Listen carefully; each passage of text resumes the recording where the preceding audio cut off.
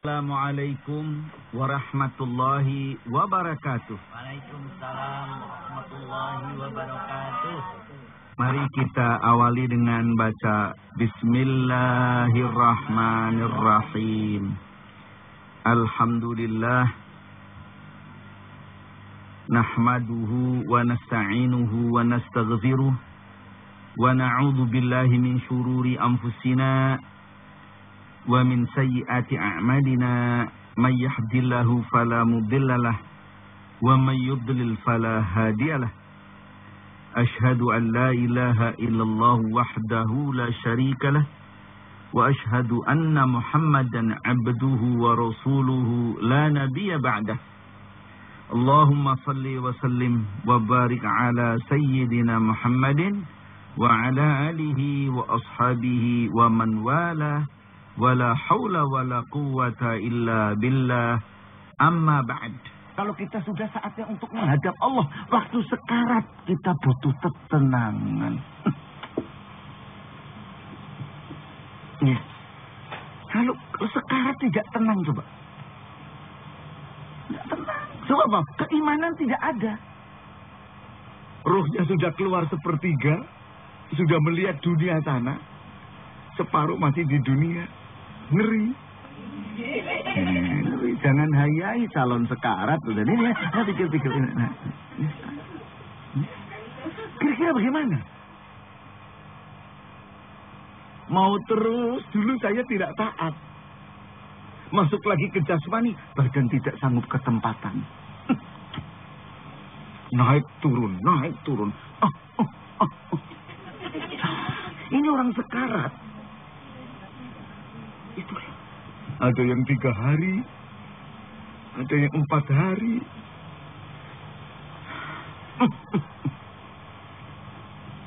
Inilah jadi akhirnya sakinatul qalbi, ketenangan hati itu memang sangat diperlukan oleh semua pihak. Yang punya pabrik butuh ketenangan, karyawannya juga butuh ketenangan.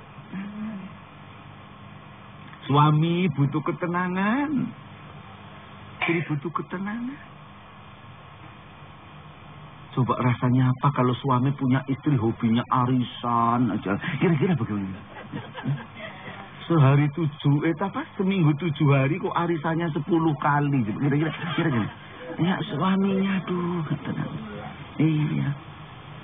Jadi ibu-ibu, bapak-bapak, saudara-saudara, kaum muslimin, para pecinta dan pendengar radio Kayu Manis yang berbahagia, inilah. Saya gak akan berpanjang-panjang, yang penting kita butuh ketenangan. Ada uang, ada orang ya, ada orang yang semula ingin punya uang untuk menguasai uang, tapi lama-lama ya tidak menguasai, malah dikuasai oleh uang, sehingga tidak tenang. Maka sekali lagi ketenangan. Dengan demikian ini sampai pada pengertian bahwa ketenangan itu sangat mempengaruhi tingkah laku manusia. Coba dong kita menerima tamu kok gak tenang, itu ya lain no, ngomongnya itu kok keperucat-perucat. Inilah. Ketenangan diperlukan.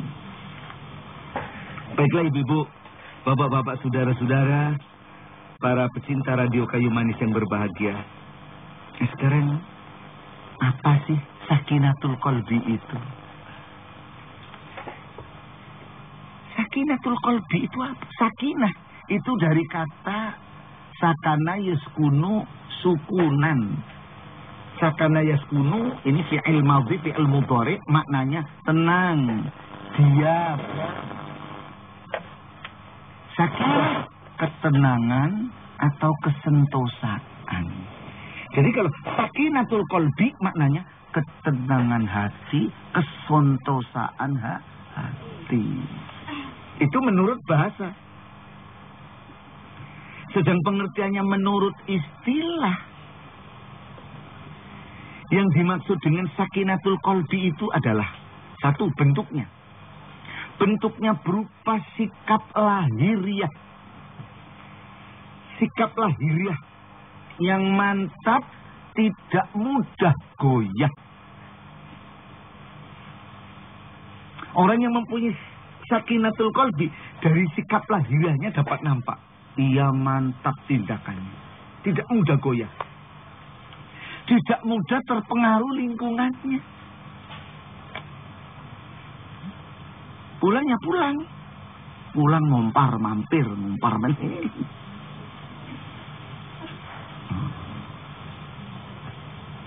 Enggak ngelayap ini, mampir. Ini.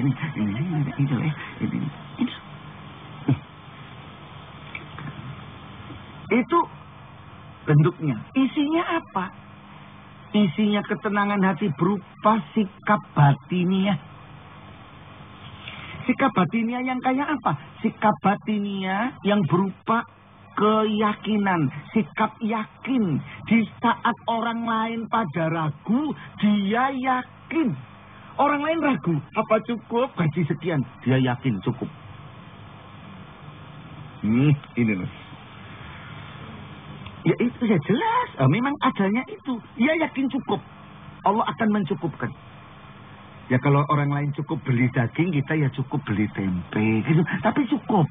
Cukup. Dan ada berkahnya. Ada protein nabati yang ada di dalam kedelai. Ya. Ini. Belum tentu protein nabati yang di kedelai lebih jelek daripada yang di daging. Ini berkah Allah. Kan gitu. Orang lain ragu, dia yakin.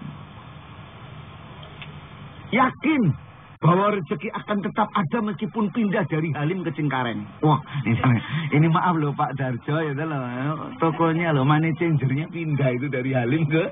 Nah, inilah yakin. Allah akan memberi rezeki, tidak ragu. Tetap tatak tanggon, madep mantep. Ini. Tata batinnya begitu.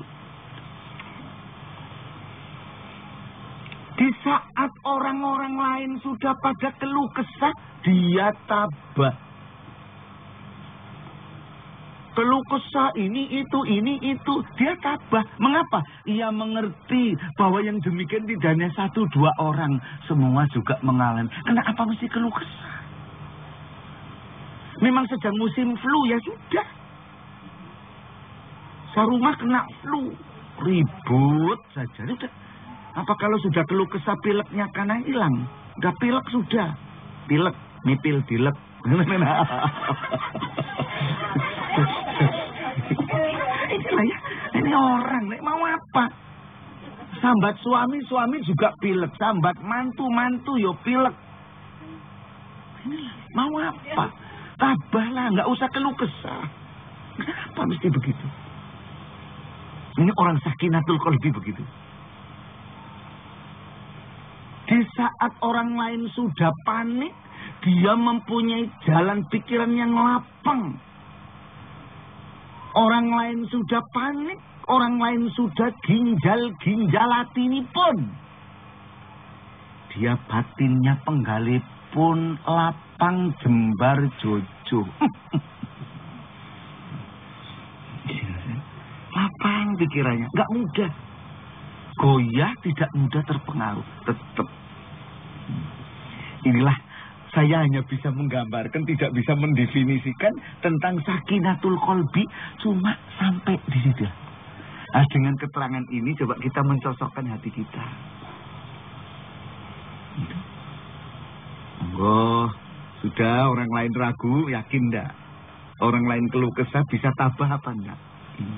Di sini. Iya, memang kalau sedang dengarkan pengajian bilang tabah aku kok ya. Coba nanti sore kumat. Ini bisa aja ini. Enggak, kalau Bu Syahriar hebat, sudah emang ini ya. Baiklah. Ibu-ibu, bapak-bapak, saudara-saudara yang saya hormati, demikian ini yang namanya sakinatul qalbi. Sekarang maju sedikit kita ngomong. Orang kok bisa memiliki sakinatul qalbi itu dasarnya apa? Jejering menungso iso kagungan wardoyo, kang tenang, tetek, tatak, tanggon, madep, mantep, ya ada dasar apa? Orang kok bisa punya sakinatul qalbi itu fundamental basicnya apa? Lah di sini kita ingin tahu apa. Jawabnya singkat. Cord and bondage. Apa gitu ini kata orang dulu. Ini. Singkat tapi tajam apa? Iman.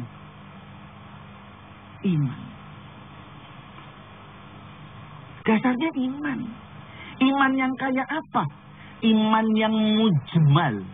Iman yang global. Yang merupakan hakikat esensi dari iman. Yaitu apa? Yakin.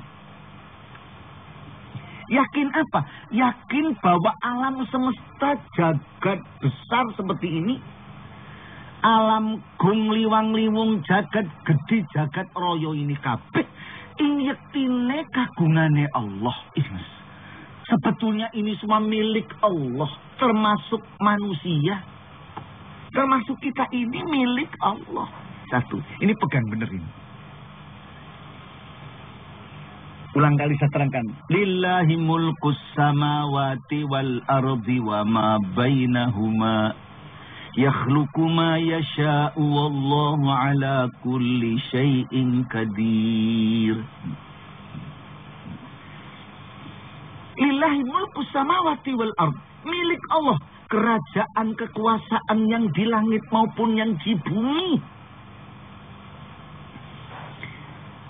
Begitu pula kerajaan kekuasaan yang terdapat di antaranya. Itu semua milik Allah. Termasuk manusia ini milik Allah. Kita ini semua milik Allah. Yakhluqu ma yasha. Allah menciptakan apa saja yang Ia kehendaki. Wallahu ala kulli syai'in qadir. Dan Allah itu qadir, maha menentukan. Ini isi mubalaghah, salah satu bentuk superlatif. Allah maha menentukan apa? Menentukan tiap-tiap sesuatu yang ada di alam ini. Nah, orang kalau sudah merasa dimiliki oleh Allah, lain dengan kesan yang merasa memiliki. Ini lain. Saya mohon dengan hormat loh. Saya kok diri saya ini sebetulnya semuanya milik Allah. Apalagi orang yang beriman. Khusus untuk orang yang beriman, tidak hanya dimiliki oleh Allah, malah sudah dibeli oleh Allah. Sudah dibeli oleh Allah. Lihat surat At-Taubah ayat 111. Innallaha ashtara minal mu'minina anfusahum wa amwalahum bi anna lahumul jannah.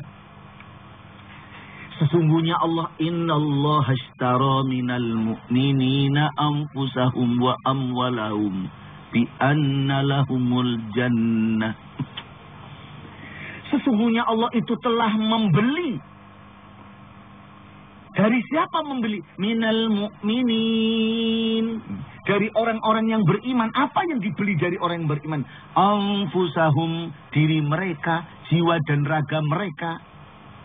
Wa amwalahum, dan harta mereka sudah dibeli. Semua jadi milik Allah. Bi anna lahumul jannah. Untuk itu semua bagi mereka sorga. Dibayar dengan sorga. Semua apa yang ada pada kita. Mulai dari coek sampai mobil itu pun milik Allah. Kok mobilnya hilang, itu sudah. Kalau orang sudah merasa itu milik Allah, ya sudah milik Allah, mau diapakan lagi. Apa terus ngamuk, terus istrinya digebukin, ya tidak. Ini Pak Dayat ini baru kehilangan. Ini Mayor Hidayat datang ini ngaji sama Bu Dayat ini. Nah. Beliau baru selesai dari BP7 ini. Kursus BP7. Nah inilah. Karena merasa milik Allah, ya sudah. Oh memang beliau begitu kok. Bagaimana Pak Dayat? Ya sudah milik Allah. Dulu saya juga nggak punya mobil. Jawabnya juga begitu. Nah, ini orangnya ada di luar ini. Tidak ada apa-apa perasaan dah. Coba kalau merasa memiliki. Dengar kok mobilnya hilang mesti marah kepada anaknya Jojo Bang Mawingo-wingo. Marah. Umat pucuk ingati. Gibiah. meripat mondar ngandir lir kadya Purwaribang. Lir kadya arep nguntal-nguntalo sang anak. Gitu. Ini marah. Kenapa? Ya ini tadi karena merasa memiliki mobil. Coba kalau merasa si mobil ini dimiliki Allah dan kita ini milik Allah. Ya sudah, lapor polisi, kalau bisa mencari, ketemu syukur, sudah. Lah mau apa? Kalau tidak, ya mau apa? Ya iyalah, ya memang ini ada yang bilang kenakan malingnya katanya. Ya memang ini maling yang dengarkan pada kesenangan ini begini ada ini. Ya dicari, tetap dicari. Tapi mekanisme batinnya tetap ya sudah. Dicari dong, dicari tetap ikhtiar. Tapi apakah ikhtiar, kelangan, belum tentu ketemu, marah coba. Apa enggak remek hatinya kira-kira? Ini asal mobil loh yang hilang. Nanti suami malam nggak pulang, biar kok kepunyaan Allah, jangan begitu. Jangan. Itu tidak betul, itu harus dicari kemana itu ya. Ini Pak Lukman ini siaran apa enggak gitu ini. Bu Lukman harus nyari itu ya. Ibu-ibu, bapak-bapak, saudara-saudara yang saya hormati, inilah ketenangan hati itu begitu. Ada iman, merasa dimiliki oleh Allah. Loh mengapa Pak? Orang yang beriman kok terus jadi tenang itu gimana? Ada keyakinan. Kayak kita sendiri, kalau memiliki sesuatu, kita ingin merawat sesuatu apa enggak? Coba ibu-ibu di rumah, wah macam-macam vas. Apalagi vas yang ini yang paling baik. Kristal dari Jerman, dari Itali. Wah udah. Pagi-pagi belum pegang suami, sudah pegang vas.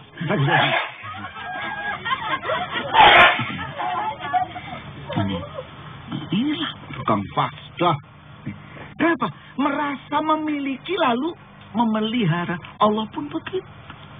Karena ini miliknya mesti dipelihara oleh Allah. Coba. Begitu ada orang suka menghujat, orangnya ugal-ugalan loh.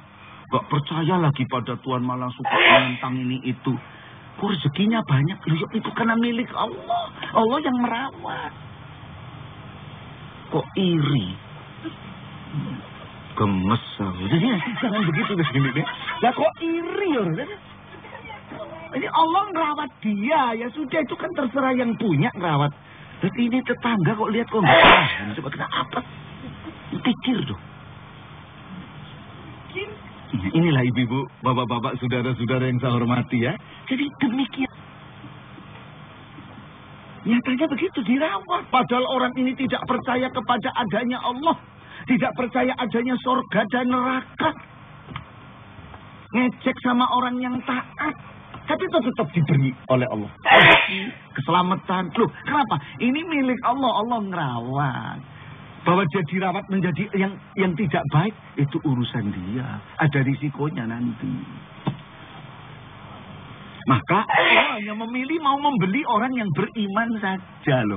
Padahal hakikatnya kan seluruh ini milik Allah. Tapi khusus untuk orang yang beriman, Allah rela membeli.